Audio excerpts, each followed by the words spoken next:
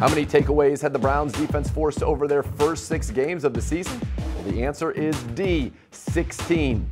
The 16 turnovers this season puts the Browns atop the NFL rankings for takeaways and is the unit's most through the first 6 games of the season since 1989 when they had 19.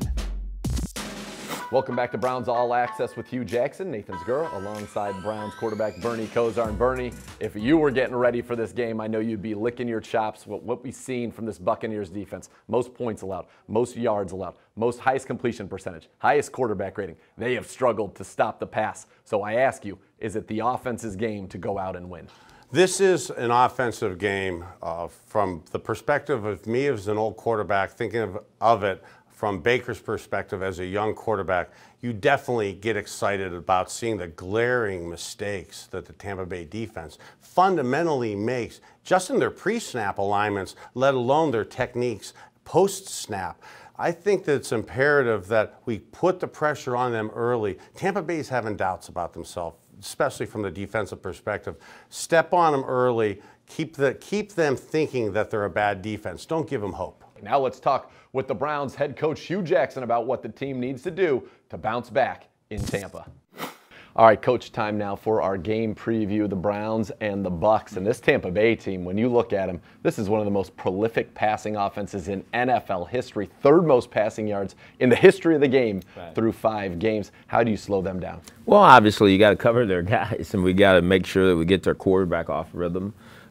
You just said that they can throw the football. They have 16 touchdown passes to 1 rushing touchdown. So I think they pride themselves in their ability to throw the football. Obviously, it starts with their quarterback, Jameis Winston. He's completing 75% of his passes. We have to do everything we can to get him out of rhythm in order so he can't sit back there and make the throws that he's accustomed to making. And he's got one of the best receiver tandems in the league. The big guy, Mike Evans, and then the little guy, Hue Jackson, both averaging about 100 yards a game, and Jackson averaging 24 yards per catch. It's amazing. You know, Hue Jackson has always been feared in the National Football League because of his speed and his ability to change directions very fast. And you see that on videotape, and that's the reason why he's averaging so many yards per reception. Then you look at Mike Evans, and he's always been one of the best receivers in the league because of his size and his speed and his strength and his ability to catch the football. So it's a tall, tall challenge for us, but again, we're looking forward to it. A lot of talk this week about the offense getting off to slow starts in the first quarter. You know, what can you guys as a staff do to help that, and how do you fix that and get off to a good start, especially against a defense that's been struggling like the Bucs, to the point where they fired their defensive coordinator this week? I think it's something you work through every day. I think it's a weekly process, something that starts as you start to put the plan together, as you go through the week, to and up through the game. You have a pretty good feel on how you want to attack a team. I think Todd and the offensive staff have done a really good job this week of crossing the T's, dotting the I's, and making sure the players understand exactly what's expected, play in and play out. And then we have to do everything we can not to hurt ourselves. We don't need any self-inflicted wounds, penalties, those type of things that would set us back.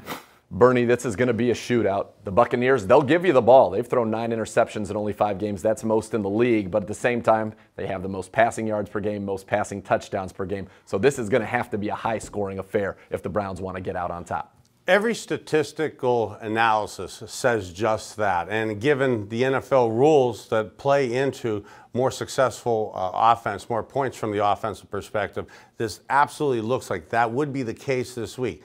That being said, the NFL is a very interesting game, and I don't want to get past our defense. Our front 4, if we can get Myles Garrett and our front 4 to get after Jameis Winston, and we're able to drop 7 guys in coverage, and we get that pressure that we got against Joe Flacco, I think that's one of the big keys for us in slowing down Tampa a little bit.